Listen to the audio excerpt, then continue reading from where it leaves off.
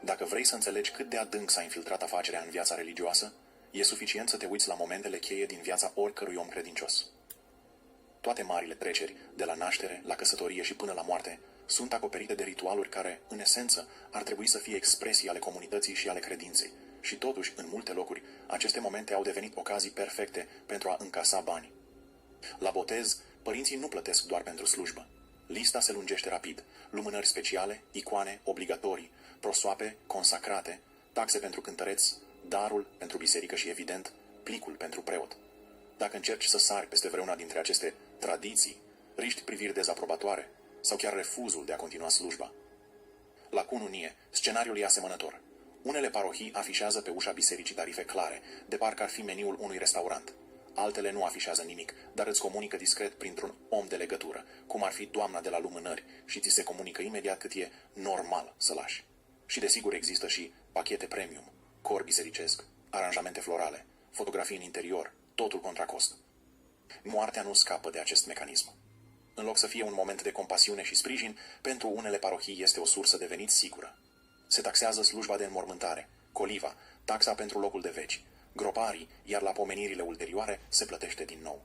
Pentru ca numele celui drag să fie rostit la liturghie, trebuie trecut pe pomelnic, iar pomelnicul, evident, nu este gratis. În multe locuri există chiar tarife diferite, în funcție de cât timp vrei să fie pomenit mortul tău.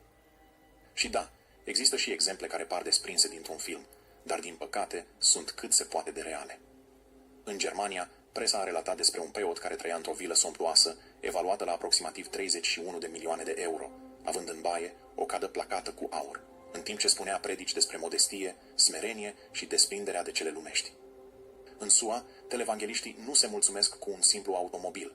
Unii dețin avioane private cu explicația că Dumnezeu vrea să ajungă mai repede la cât mai mulți oameni. În Africa au apărut mega-biserici cu stadioane întregi transformate în locuri de cult, unde liderii religioși se afișează în costume de mii de dolari, purtând bijuterii scumpe, în timp ce credincioșii lor trăiesc la limita subzistenței. În România am văzut preoți la volanul unor mașini de lux, în timp ce, la poarta bisericii lor, oamenii își vând ultimele produse din grădină pentru câțiva lei. Tot în România, presa a documentat cazuri de preoți care conduc mașini de sute de mii de euro, în timp ce parohiile lor sunt pline de oameni amărâți care abia au ce să pună pe masă și trăiesc după o zi pe alta. În București există preoți care locuiesc în vile de lux evaluate la milioane de euro, având la subsol piscine interioare și săli de fitness. Toate acestea, în timp ce predică despre sacrificiu, modestie și viață cumpătată. Ceea ce frapează nu este doar lăcomia, ci normalizarea ei. Faptul că mulți credincioși acceptă aceste tarife ca pe ceva firesc, că așa e rânduiala. Și aici este marea victorie a acestui sistem. A reușit să transforme credința în serviciu, iar serviciul în afacere. O afacere unde taxa pe mântuire se plătește în rate, la fiecare moment important din viață.